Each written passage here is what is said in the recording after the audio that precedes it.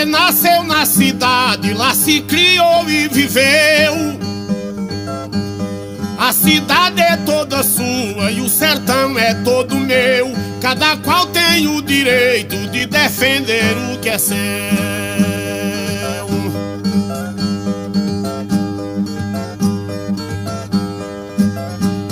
Você no sertão nasceu, por isso ama o sertão.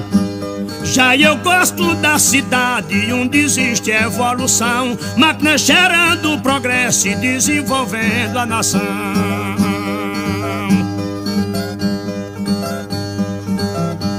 Na cidade tem ladrão assaltando a mão armada, e no sertão a gente dorme com a porta escancarada, no da cintura pra cima sem sentir medo.